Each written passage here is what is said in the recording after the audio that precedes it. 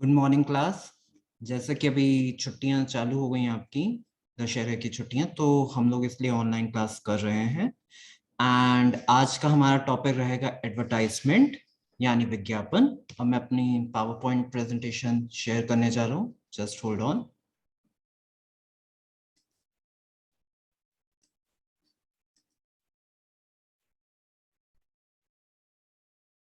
आई hope आपको ये power point presentation दिख रही होगी। अब मैं इसे फुल स्क्रीन करने जा रहा हूँ।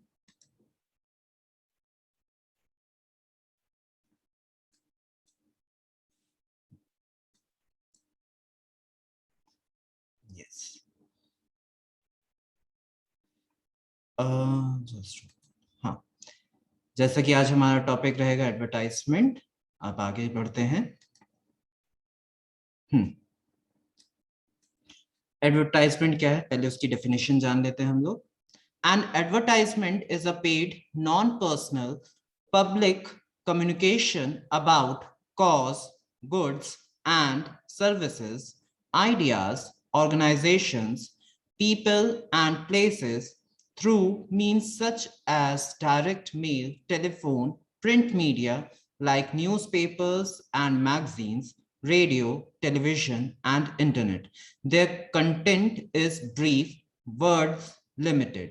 यानी एडवर्टाइजमेंट क्या होता है, एक ऐसी चीज होती है पब्लिक कम्युनिकेशन जो कि पेड की जाती है, मतलब जिसके पैसे दिए जाते हैं। नॉन पर्सनल भी रह सकता है और साथ ही साथ इसमें गुड्स एंड सर्विसेज के लिए भी ये काम किया जाता है, यानी खरीदना बेचना, है ना। लोगों ऑर्गेनाइजेशंस के लिए भी रह सकता है, कुछ न्यू आइडियाज के लिए भी रह सकता है, लोगों के लिए, जगहों के लिए।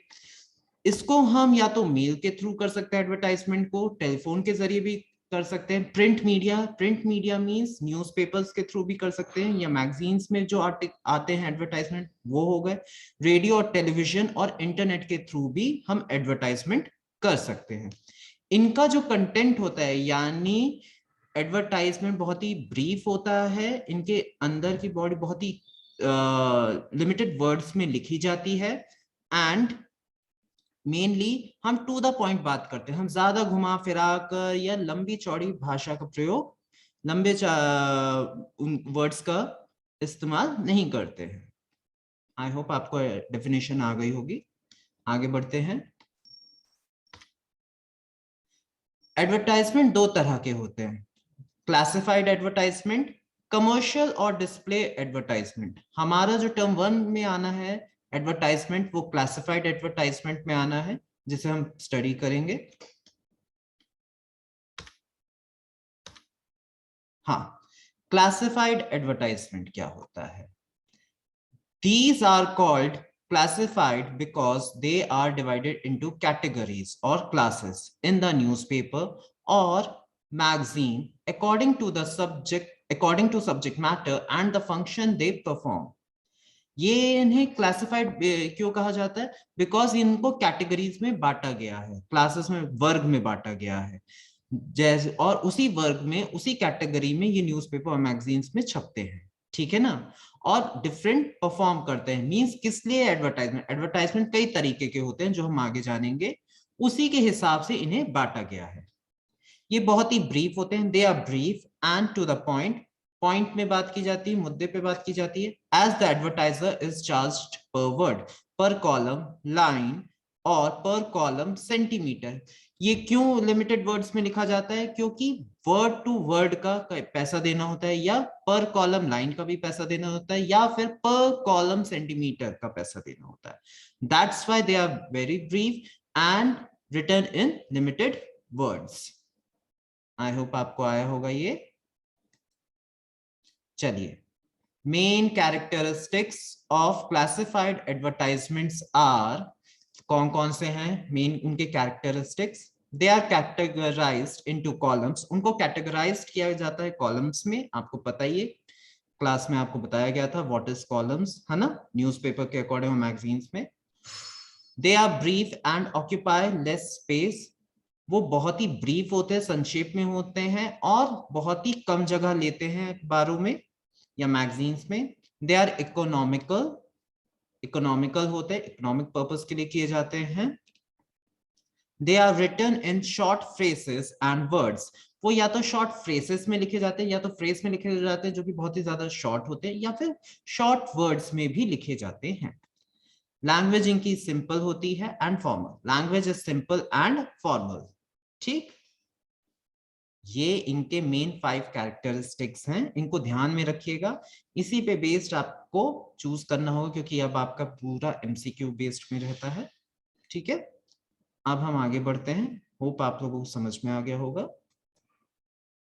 अब हम देखते हैं टाइप्स ऑफ क्लासिफाइड एडवर्टाइजमेंट, कितने प्रकार के होते हैं। सबसे पहला सिचुएशंस वेकेंट या वांटेड। सेकंड है आपका सेल एंड परचेज। थर्ड है आपका टू लेट। फोर्थ है आपका मिसिंग पर्सन और पेट। फिफ्थ है आपका लॉस्ट एंड फाउंड। सिक्स्थ है आपका टूर्स एंड ट्रैवल। फिर सेवेंथ है आपका मैट्रिमोनियल अलायंस। ऑब्यूटरी है आपका 8। अपील है आपका 9th। 10th है आपका एजुकेशनल। और 11th है आपका चेंज ऑफ इंफॉर्मेशन। ठीक है ना, चेंज ऑफ इंफॉर्मेशन मींस हम आगे जानेंगे। हल्का सा, जैसे कई बार हमको अपना नाम बदलना होता है, कई लोग बोलते हैं ना कि मेरा नाम ये है, या मेरा एड्रेस अब ये है, या फोन नंबर्स ये है, जैसे कई सारे प्रोफेशन में लोग करते हैं, तो इसके जरिए यहाँ पे होता है। ठीक है ना। सिचुएशंस वेकेंट एंड वांटेड क्या होता है, जिसमें हमें किस चीज मींस कोई भी पद खाली है, यानी पोस्टिंग फॉर अ टीचर की रिक्वायरमेंट है, या किसी भी प्रोफेशन की रिक्वायरमेंट है, तो इसके लिए ये कॉलम होता है। सेल एंड परचेज में खरीदना और बेचना होता है। मिसिंग में क्या होता है, पर्सन और पेट, यानी लापता, लॉस्ट एंड फाउंड, पाया या खोया। टूर्स एंड ट्रैवल में जो ये पर्यटन से रिलेटेड आते हैं ना, जैसे आपके travel.com, या ये कि मीन्स हमारे पास ये पैकेज है, 3 दिन का पैकेज, 5 दिन का पैकेज, वो आता है। मैट्रिमोनियल शादी के लिए। ऑब्यूटरी मीन श्रद्धांजलि के लिए, शोक सभा के लिए। अपील रिक्वेस्ट की जाती है। एजुकेशनल पढ़ाई से रिलेटेड रहता है। ठीक, आगे हम इन सभी को जानेंगे डिटेल में। स्टार्ट करने जा रहा हूं। कमर्शियल और डिस्प्ले एडवर्टाइजमेंट, इसको एक बार देख लेते हैं होता क्या है। आना नहीं है लेकिन तब भी हमें पता होना चाहिए। These advertisements are designed for commercial purposes. They are used by leading manufacturers, establishments, organizations, etc. for publicity and promotion of their products, services or events. Means ये advertisement कौन किया जाता है, commercial purposes के लिए किया जाता है।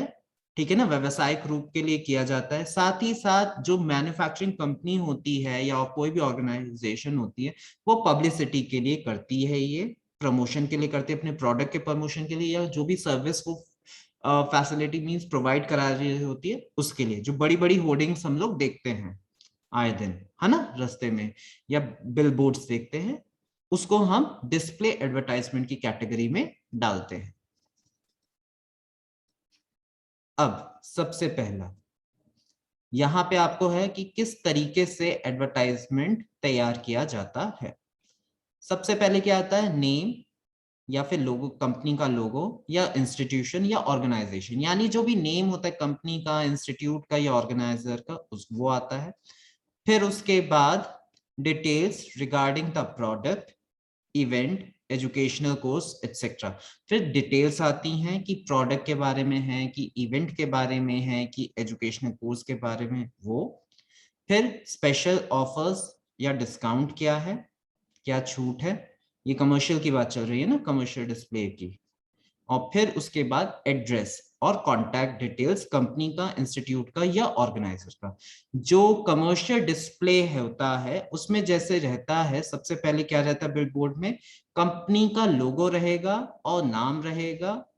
ठीक है ना, उसी के नीचे फिर डिटेल्स रहेंगी प्रोडक्ट की, या एजुकेशनल कोर्स अगर कोई प्रोवाइड करा रही हो। फिर उसके नीचे क्या स्पेशल ऑफर है, क्या डिस्काउंट मिल रही है, क्या छूट मिल रही है, क्या फीस में कमी है। ठीक है ना, या 2 के साथ 1 फ्री, ये इस तरह के ऑफर्स की डिस्कस होती है। और फिर नीचे रहता है एड्रेस या कॉन्टैक्ट डिटेल्स। ये एक सीक्वेंस होता है एक परफेक्ट कमर्शियल डिस्प्ले एडवर्टाइजमेंट का। ओके, अब हम आ जाते हैं मेन कैरेक्टरिस्टिक्स क्या होते हैं कमर्शियल, अभी कमर्शियल डिस्प्ले की बात चल रही है। डिजाइन फॉर कमर्शियल पर्पस, ये कमर्शियल बिल्कुल व्यावसायिक रूप के लिए किया जाता है। requires more space and thus more expensive in terms of the advertisement cost, क्योंकि इसमें ज्यादा स्पेस की जरूरत होती है और इसलिए ये काफी एक्सपेंसिव होता है, काफी महंगा होता है। हैज टू बी अट्रैक्टिव, काफी आकर्षक भी दिखना चाहिए, काफी ब्यूटीफुली अरेंज्ड दिखना चाहिए। कलर्स का भी यहाँ तक कि देखा जाता है कि कैसा कलर्स है, कौन सा प्रोडक्ट, कौन सा मॉडल, हर चीज देखी जाती है, बारीक से बारीक चीज देखी जाती है। ड्यूसेड लैंग्वेज, और बहुत ही ज्यादा लुभावनी लैंग्वेज है ना यूज की जाती है। अब हम आते हैं अपने मेन क्लासिफाइड उसमें एडवर्टाइजमेंट में। सबसे पहले आपका सिचुएशन वेकेंट या फिर वांटेड, खाली है या फिर चाहिए। वेकेंट माने होता है खाली पोस्ट, वांटेड मतलब जो पोस्ट चाहिए होती है। अब हम देखते हैं सिचुएशन वेकेंट और वांटेड का किस तरीके से लिखा जाता है, how it is written. Type या कैटेगरी, हेडिंग आपकी क्या बताती है, सबसे पहले क्या टाइप है या क्या कैटेगरी है।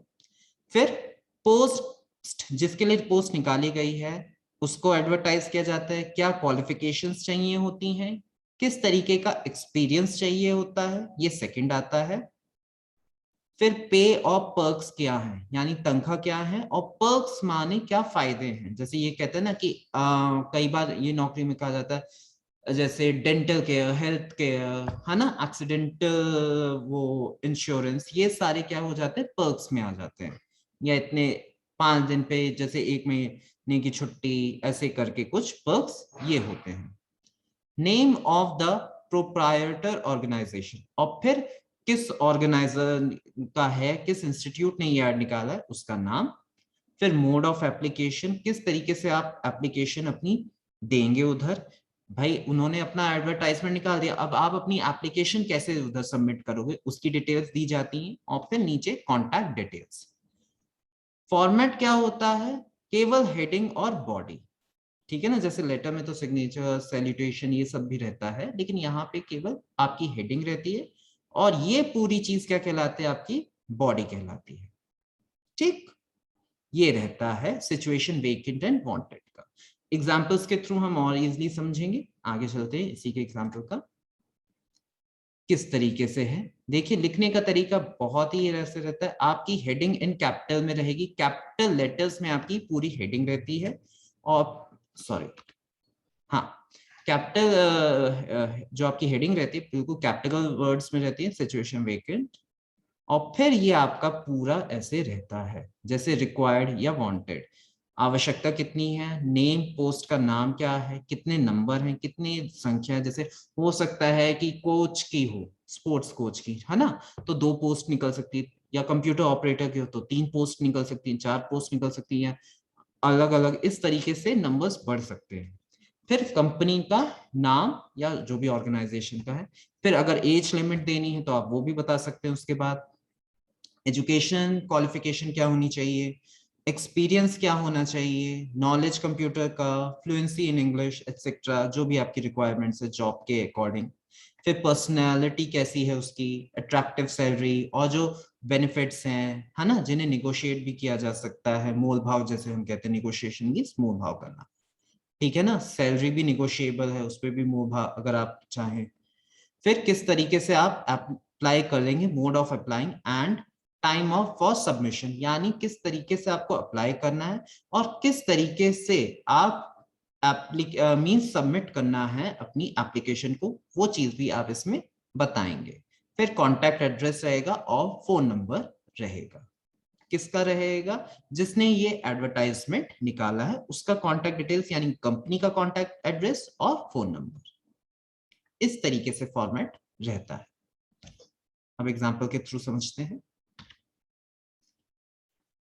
पहला क्वेश्चन है आपका, you are Rohit Rita, general manager of Hotel Yellow Park Delhi, you need a receptionist for your hotel, draft an advertisement in not more than 50 words to be published in Hindustan Times, Lucknow, calling for applications, your hotel.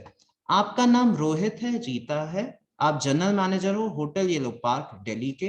आपको एक receptionist की आवश्यकता अपने hotel के लिए, आपको तैयार करना है एक विज्ञापन 50 शब्दों से ज्यादा का नहीं होना चाहिए, जो कि पब्लिश्ड होने जा रहा है हिंदुस्तान टाइम्स लखनऊ में, है ना। एप्लीकेशन के लिए आप वहां पे करेंगे, आप अपने होटल के लिए, ठीक है ना। ये है आपका क्वेश्चन। अब देखते हैं कि कैसे इसका लिखना चाहिए।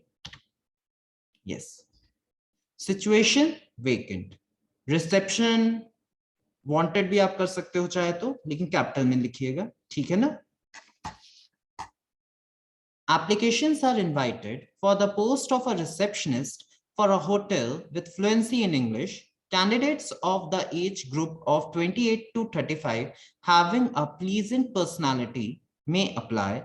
Postgraduate, bracket में in English, with a diploma in journalism will be preferred. Pay allowances and other benefits negotiable. Apply to Rohit Rita, General Manager, Hotel Green Park, Lucknow, within a week of this advertisement. ठीक है, अब ध्यान से सुनिए। Question में बोला गया था कि ये जो आप तैयार कर रहे हैं अखबार का नाम आएगा, लेकिन जब आप इस तरीके के आप एडवर्टाइजमेंट तैयार करते हैं, विज्ञापन तैयार करते हैं, तो आप वहां पे क्या कहते हैं, अखबार का नाम मेंशन नहीं करते हैं, जैसे जो कि हम लेटर्स में करा करते थे, ठीक है ना। यहाँ पे आपको केवल अपना का हेड, ये टाइटल रहेगा और आपकी ये बॉडी रहेगी, ठीक है ना। बॉडी का भी फॉर्मेट कैसे, सबसे पहले ये बताया गया है कि आपको आवश्यकता क्या है। तो इसमें आपने बताया कि आपको एक रिसेप्शनिस्ट की आवश्यकता है होटल के लिए, जिसकी इंग्लिश अच्छी हो, बोलने में फ्लुएंसी हो, साथ ही साथ उसकी आपने एज बताई कि उसकी एज 28 टू 35 हो, और एक अच्छी पर्सनालिटी, प्लीजेंट मीन्स अच्छी, हैप्पी पर्सनालिटी हो। फिर आप उसकी क्वालिफिकेशन बताएंगे कि आपको पोस्ट ग्रेजुएशन चाहिए इंग्लिश में, और साथ ही साथ डिप्लोमा भी चाहिए जर्नलिज्म में, उसे प्रेफर किया जाएगा, तवज्जो दी जाएगी। पे अलाउंसेस रहेंगे, क्या क्या अलाउंस है, और साथ ही साथ अदर जो भी बेनिफिट नेगोशिएबल होगा वो भी दिया जाएगा। अप्लाई कर सकते हैं, या तो अगर आप अपना नाम एक नाम लिखेंगे, या तो रोहित लिखेंगे या रीता लिखेंगे, ठीक है ना। मैंने यहाँ पे दोनों करा है, लेकिन आपको अपने आंसर में केवल एक ही लिखना है, रोहित या फिर Rita. General manager, Hotel Green Park, Lucknow, within a week, एक हफ्ते के अंदर इस एडवर्टाइजमेंट के, यानी एडवर्टाइजमेंट निकला तो आपके पास केवल अब एक हफ्ता है, अब आपको अप्लाई करना है, अपना रिज्यूमे भेजना है उधर।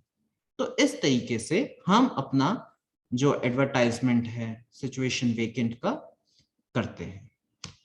याद रखिएगा, सबसे पहले आप क्या बताते हैं अपने आंसर में कि किस तरीके, कौन सी पोस्ट के लिए ये निकल रहा है। आप पहले पोस्ट का नाम मेंशन करते हैं, फिर आप उसमें एज लिमिट, जो भी उसकी एजुकेशन क्वालिफिकेशन चाहिए होती है आप वो बताते हैं, फिर सैलरी के बारे में हल्का सा बताते हैं, और फिर कॉन्टैक्ट डिटेल्स आप बताते हैं। ये नहीं कि यहाँ पे कॉन्टैक्ट डिटेल्स और ये सब ऐसे नहीं, ठीक है ना। चलिए, आई होप आपको समझ में आया होगा।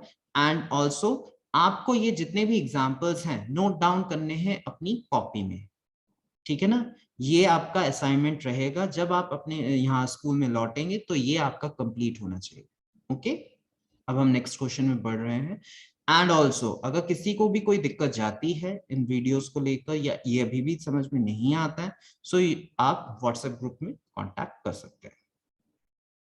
आगे बढ़ते हैं, सेल्स एंड परचेज। अब ये क्या होता है देखते हैं, क्या खरीदा जाता है और कैसे इसकी बॉडी रहती है।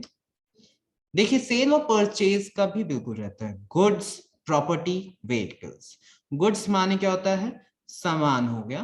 प्रॉपर्टी माने जमीन हो गई या मकान हो गया। व्हीकल्स माने गाड़ी। अब इनका किस तरीके से रहता है, हेडिंग रहेगी और ये फिर उसकी बॉडी, ठीक है ना। सेल परचेज उनकी हेडिंग रहती है, अब बॉडी यहाँ पे रहती है। जो गुड्स की रहती है उसमें आप नेम बताते हो, टाइप बताते हो आइटम का, और उसकी डिटेल्स बताते हो, फिर कॉन्टैक्ट एड्रेस बताते हो, और फिर अपना फोन नंबर और ईमेल एड्रेस बताते हो। ठीक उसी तरीके की प्रॉपर्टी कैसी है, प्लॉट है, फ्लैट है, बंगलो है, कमर्शियल है, इंडस्ट्रियल है, जो भी हो, किस प्रकार की प्रॉपर्टी आप वो बताते हो।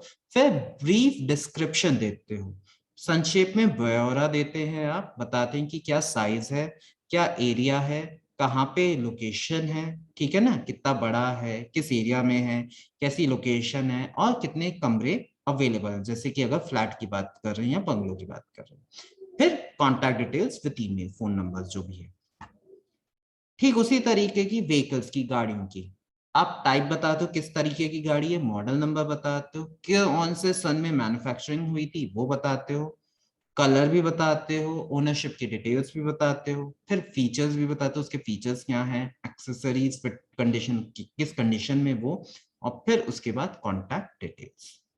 ठीक, तो ये इस तरीके से रहता है सेव परचेज का फॉर्मेट।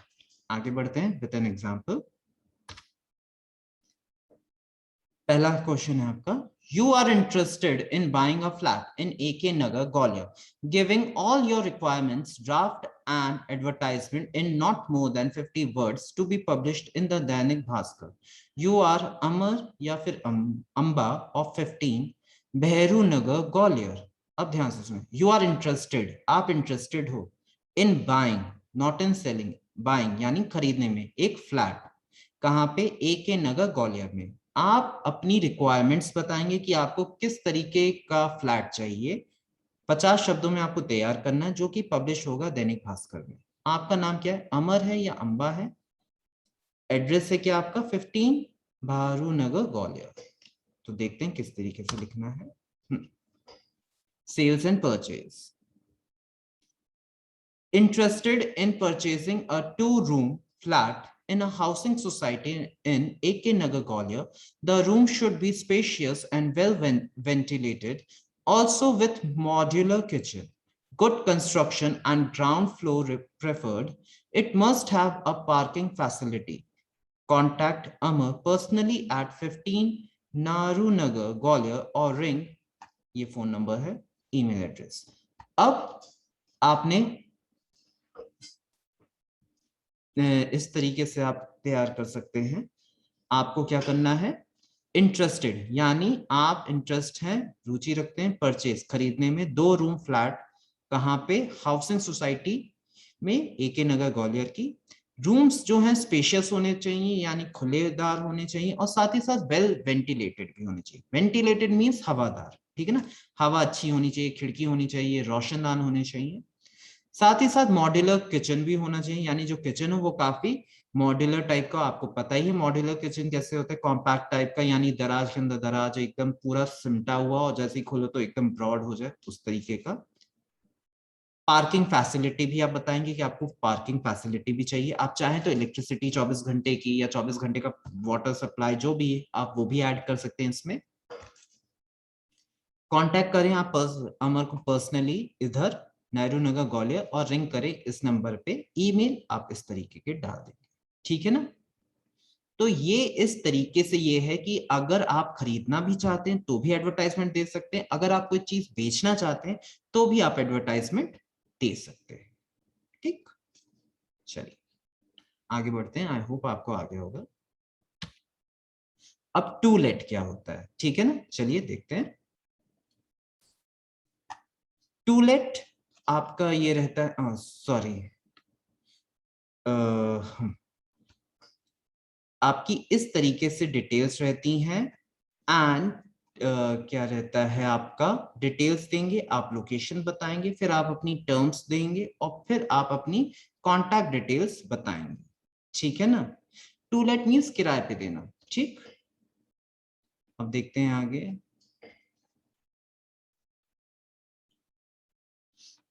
अब देखते हैं किराए पे क्या लिए है, जैसे available on rent basis for 11 months a newly constructed houses in Vasant Kunj, new Delhi. The house has 5 spacious bedrooms with attached bathrooms, a big drawing room, cum dining hall. Kitchen is very spacious, garage and servant quarter in a corner. The tasteful built house is two-side open in the market with educational facilities for children. Expected rent 25,000 per month. ये PM से वो मत समझ जाइएगा, AM है ना, PM per month. Please ring ये number या फिर कॉन्टैक्ट इधर। तो आपका जो टू लेट होता है, किसी भी चीज को, या प्रॉपर्टी आप कमरा किराए पे दे रहे हैं, गाड़ी किराए पे दे रहे हैं, तो इस तरीके से मेंशन करते हैं। अगर गाड़ी की बात होती, गाड़ी किराए पे देने की, तो आप बताते कि आप कितने महीनों के लिए देना चाहते हैं, या फिर आप बताते उसकी गाड़ी का मॉडल नंबर, क्वालिटी कैसी, ये सारी किस पर्पस के लिए देना चाहते हैं, फिर बाद में आप उसका बताते कितना रेंट है, और फिर उसके बाद आप उसका अपना कॉन्टेक्ट डिटेल्स देते हैं। या अगर आपको किराए पे भी लेना है तो भी आप बता सकते हैं कि किस तरीके का कमरा चाहिए आपको, कितने किराए पे चाहिए, आप वैसे भी बता सकते हैं। ठीक है ना, तो किराए पे देना या लेना टू लेट कैटेगरी में आता है इस तरीके का। देखते हैं अब इसका example. You have recently constructed a house with all the facilities in a posh area. As you have decided to give it on rent, draft a suitable advertisement in not more than 50 words for the to let column of a local daily. Invent all the necessary detail, including contact address. अब जो आपका है to late में, वो हम देख लेते हैं क्या है। सॉरी, आपने रिसेंटली कंस्ट्रक्ट करा है एक घर जो कि जिसमें सभी प्रकार की सुविधाएं हैं, फैसिलिटीज हैं, जो कि एक पॉश एरिया, बहुत ही अच्छी लोकेलिटी में है। आपने डिसाइड किया है कि आप उसे रेंट पे देंगे, किराए पे देंगे। 50 शब्दों से आपको अधिक क्या कहते हैं एडवर्टाइजमेंट नहीं देना है। टू लेट कॉलम के लोकल डेली मतलब जो लोकल अखबार है उधर आप अपने हिसाब से इन्वेंट कर सकते, बना सकते नेसेसरी डिटेल्स। कई बार होता है कि क्वेश्चन में आपको डिटेल्स दी जाती हैं, कई बार नहीं दी जाती हैं। तो अगर नहीं दी जाती हैं तो वो लोग खुद बोलते हैं कि आप खुद अपने से जो भी नेसेसरी डिटेल्स हैं आप खुद इन्वेंट करें, यहाँ तक कि कॉन्टैक्ट एड्रेस भी। ठीक है ना, तो ऐसे में हम क्या करते हैं, फिर अपने हिसाब से जो भी डिटेल्स चाहिए होती हैं वो हम रखते हैं, साथ ही साथ जो भी कॉन्टैक्ट एड्रेस चाहिए होते हैं हम उनसे बताते हैं। ठीक, आगे बढ़ते हैं। ये है आपका आंसर। अवेलेबल, ये आपकी हेडिंग रहेगी, available on rent basis for 11th months a newly constructed house in Basant Kunj, New Delhi. The house has 4 spacious bedrooms with attached bathrooms, a big drawing room cum dining hall. Kitchen is very spacious. Garage and servant quarter is in a corner. The well-furnished and tasteful built house is two-side open in the market. It has educational facilities for children. Expected rent 20,000 per month. Please ring इस नंबर पे या contact इस नंबर पे, और ये contact details. यानी आप बताएंगे कि अवेलेबल है, उपलब्ध है रेंट बेसिस पर फॉर 11 मंथ, यानी 11 महीनों के लिए रेंट बेसिस पर उपलब्ध है। रेंट मींस किराए के। ठीक है ना, न्यूली कंस्ट्रक्टेड मींस अभी अभी बना है, बसंत कुंज न्यू दिल्ली में। द हाउस में 4 स्पेशियस बेडरूम्स हैं अटैच्ड बाथरूम के साथ, साथ ही साथ एक drawing room cum dining hall भी है, यानी जो drawing room cum dining hall room की तरह भी आप यूज कर सकते हो। किचन काफी स्पेशियस है। गैराज और सर्वेंट क्वार्टर्स जो हैं, यानी जो गैराज है गाड़ी रखने के लिए, और जो सर्वेंट क्वार्टर है वो कॉर्नर पे रखा हुआ है।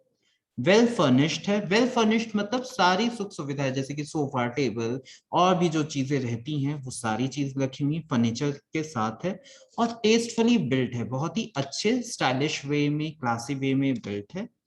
और जो अब ओपन है मार्केट के लिए। ठीक है ना, यानी मार्केट में वो किराए में आने के लिए। यहाँ पे एजुकेशनल फैसिलिटीज भी है बच्चों के लिए। वहां पे ऐसा हो सकता है जैसे कुछ ऐसे गेम प्ले ग्राउंड्स हो या कुछ ऐसे बना हो जो कि बच्चों के एजुकेशन क्वालिफिकेशन के लिए इंपॉर्टेंट हो, वो भी बता देता है। एक्सपेक्टेड रेंट मिनिमम कितना रखा गया है, 20,000 पर मंथ। आप इस फोन नंबर पे रिंग कर सकते हैं या इसमें, यानी बेसिकली आप बताते हैं कि एक कमरा किराए पे, मतलब घर किराए पे है, मकान किराए पे है, और फिर आप उस घर की क्वालिटीज बताते हैं, क्या क्या फैसिलिटीज हैं वो बताते हैं, और फिर आप अपनी कॉन्टैक्ट डिटेल्स बताते हैं। ठीक, चलिए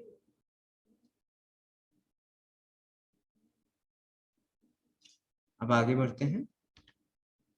missing, what is missing? Missing में क्या है, जैसे लापता है तो आप यहाँ पे मिसिंग रखेंगे, डेट लिखेंगे, नेम बताएंगे, एज बताएंगे, हाइट बताएंगे, चेहरे का कोई जो भी फेस हो वो बता सकते हैं, किस जगह से मिस हुआ, कौन सी डेट पे हुआ, क्या पहना था, किस तरह की लैंग्वेजेस वो बोल सकता है, और अगर कोई इसी प्रकार का कोई रिवॉर्ड है तो वो भी आप मेंशन कर सकते हैं। फिर उसके बाद कॉन्टैक्ट और फोन नंबर। क्वेश्चन है आपका, your question is Your younger brother, aged 5, has been missing for the last 3 days. Draft an advertisement in not more than 50 words for the missing person column of our local newspaper. You are Ram या Rama. Contact number ये, ठीक है ना, 93107000, ये हमने अपने मन से कर दिया। यानी आपका यंगर ब्रदर, योर छोटा भाई, आप जिसके 5 साल का है, जो कि लगभग, वो 3 दिन से मिसिंग है। आपको एडवर्टाइजमेंट तैयार करना है लोकल न्यूज़पेपर के लिए। आपका नाम राम है या रमा है, ये आपका कॉन्टैक्ट नंबर है। तो चलिए देखते हैं इसका एग्जाम्पल। मिसिंग कृष्णा, आप सबसे पहले जाहिर सी बात उसका नाम बताएंगे, कृष्णा। A 5-year-old boy, 5 साल का बच्चा, 65 सेंटीमीटर, आप उसकी हाइट बताएंगे। फेयर कॉम्प्लेक्शन, उसकी रंगत बताएंगे कि गोरा है। कॉम्प्लेक्शन मीन्स रंगत, किस कलर टोन का है। राउंड फेस, उसके चेहरे का प्रकार बताएंगे। The well built physique has been missing from golf links, उसकी जो फिजिक है यानी बॉडी स्ट्रक्चर वो काफी अच्छी बनी हुई है, यानी गोलू मोलू टाइप नहीं, फिट बॉडी का है।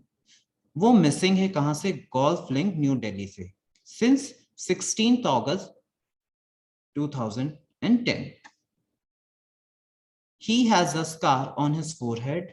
उसके फोरहेड पे, माथे पे क्या है, स्कार है, एक चोट का निशान है। He is wearing a white shirt and blue shorts. उसने ब्लू शॉर्ट्स के साथ कौन सी शर्ट पहनी है, व्हाइट कलर की पहनी है, ऐसे कपड़े।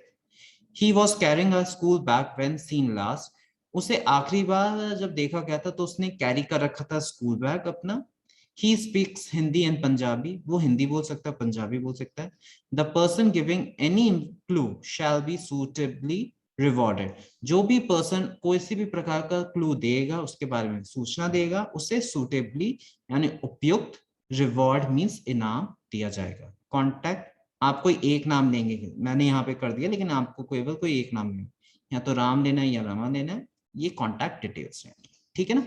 तो मिसिंग का आप इस तरीके से कर सकते हैं, ठीक है ना। सबसे पहले आप बताएंगे कि क्या नाम है, फिर उसकी उम्र बताएंगे, उसकी हाइट बताएंगे, उसकी बॉडी स्ट्रक्चर बताएंगे, कहाँ से मिस हुआ, उसने कौन से कपड़े पहने थे, उसके साथ अगर कुछ ऐसा स्पेसिफिक सामान था वो बताएंगे, कौन सी लैंग्वेज कर बोल सकता है वो बताएंगे, और फिर उसके बारे में आप लास्ट में ये लिख देते हैं कि जो भी बताएगा उससे सुटेबली इनाम दिया जाएगा, ठीक।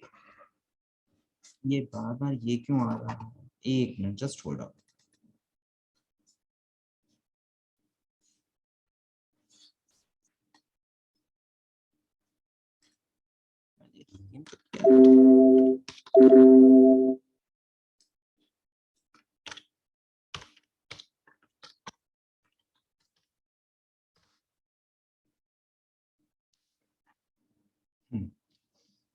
चलिए,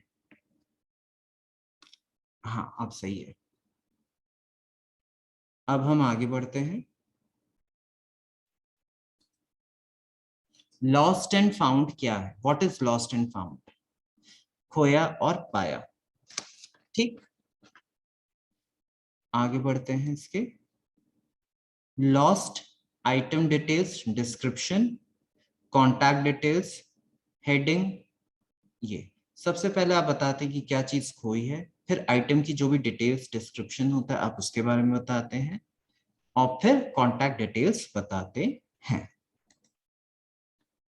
lost my light black coloured leather bag while traveling on bus, इस नंबर पे, running between Uttam Nagar central secretariat new Delhi on Friday between 11:30 AM to 12 noon. The bag contains important documents including my board certificate, identity card and checkbook.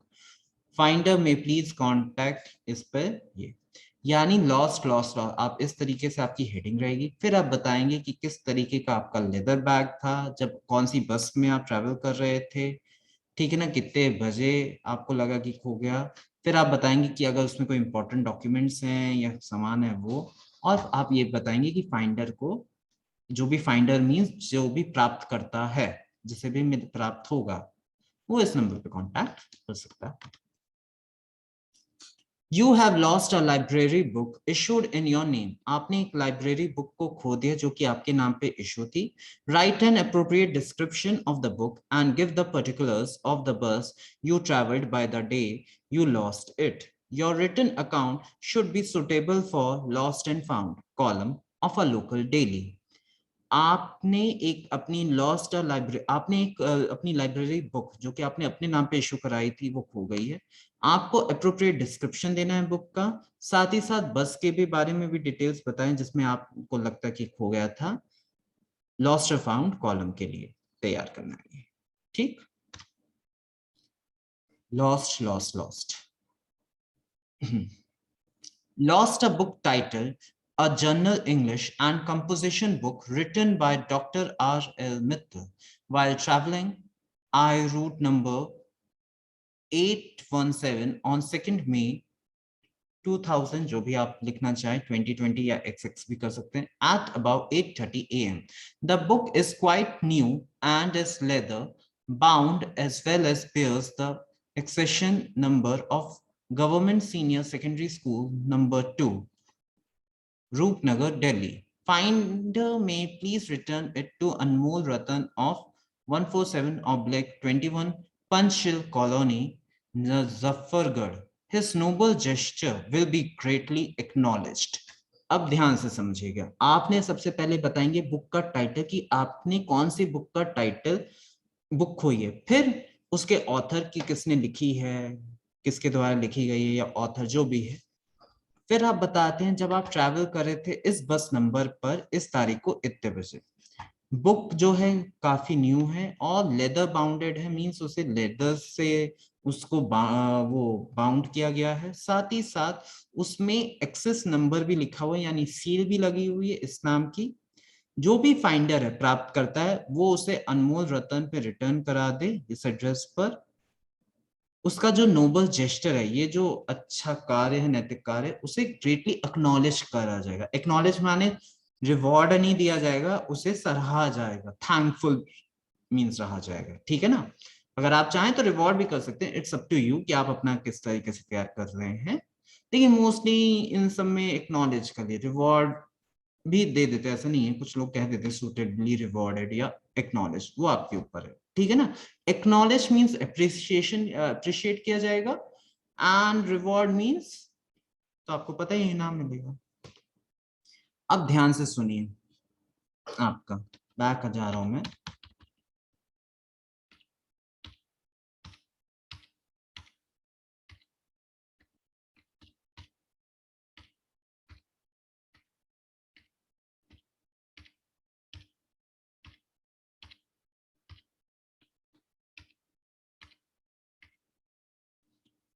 आपको ये 4 बताए गए हैं.